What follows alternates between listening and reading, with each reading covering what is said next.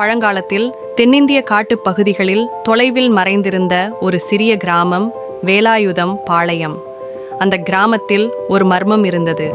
ஒவ்வொரு தைப்பூசத்திலும் கிராமத்தைச் சுற்றிய காட்டிலிருந்து ஒரு ஒளிவட்டம் எழும்பும். ஆனால் யாரும் அதற்கருகே செல்ல மாட்டார்கள். அது முருகனின் வேல் உறையும் வனம் என்ற நம்பிக்கை. கிராமத்தில் வாழ்ந்த சிறுவன் ஒருவன், முரளி. அவனுக்கு கடவுள் முருகனை பற்றிய தீராத ஆசை.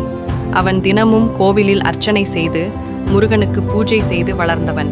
ஆனால் அவனுக்குள் ஒரு கேள்வி இருந்தது. முருகன் உண்மையில் வாழ்ந்தாரா, இல்லையா? ஒரு தைப்பூசம் அன்றிரவு முரளி தனியாக அந்த காட்டிற்குள் புறப்பட்டான். முட்கள் நிறைந்த பாதையில் நடந்து கோழையையும் கடந்து இறுதியில் அந்த ஒளிவட்டத்தை கண்டான். அது ஒரு பசுமை வனத்தினுள் இருந்த ஒரு பழமையான குகை.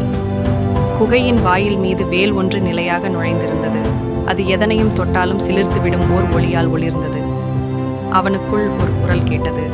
என் மீது நம்பிக்கையுடன் வந்தாய், என்னை காண விரும்புகிறாயா? முரளி பயந்து போனாலும் ஆமாம் என்று மெதுவாக சொன்னான்.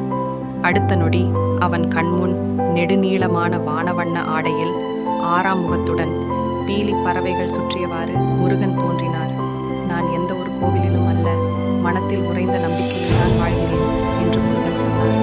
உன் சந்தேகங்கள் தீர்ந்துவிட்டதா? முரளி தலையாட்டி